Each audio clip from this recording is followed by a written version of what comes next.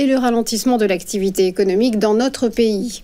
Selon la Banque de France, le PIB devrait stagner au 4e trimestre. Dans sa dernière note de conjoncture, publiée hier soir, l'institution constate aussi des carnets de commandes qui se dégradent dans presque tous les secteurs de l'industrie, en dehors de l'aéronautique et du bâtiment. Sur l'ensemble de 2024, la croissance hexagonale atteindrait donc 1,1%.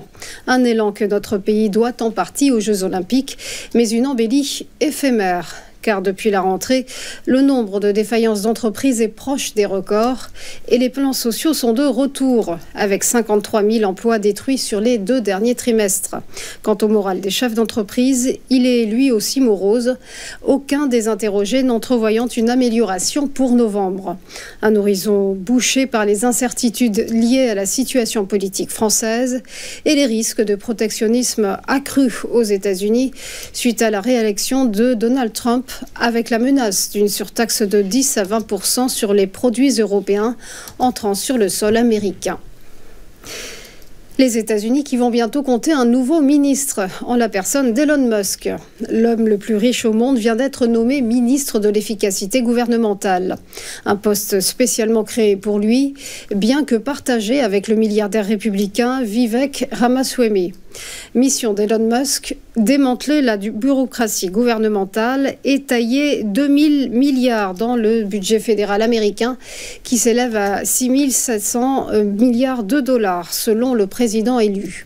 Indéfectible soutien de Donald Trump durant sa campagne, Elon Musk y avait investi 100 millions de dollars. Et autre conséquence du comeback de Trump, le Bitcoin s'est envolé vers les 90 000 dollars, culminant à 89 968 dollars plus précisément.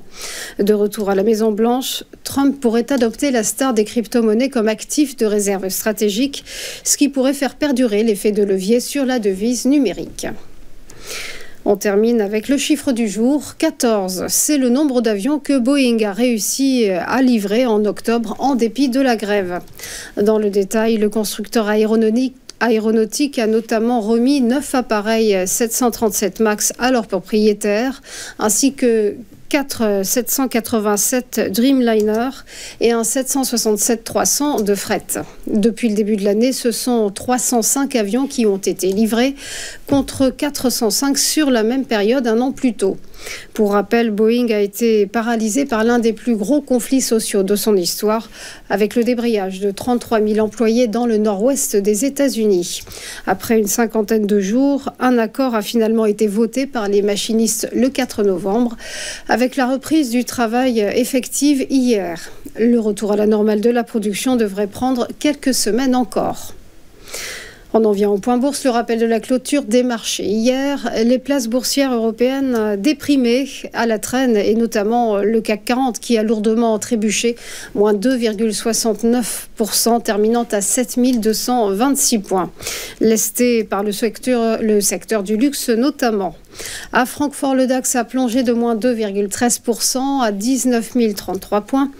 À Londres, l'indice britannique, le FTSE, a reculé de moins 1,22% à 8 025 points. De son côté, le MIB de Milan était en repli de moins 2,15%.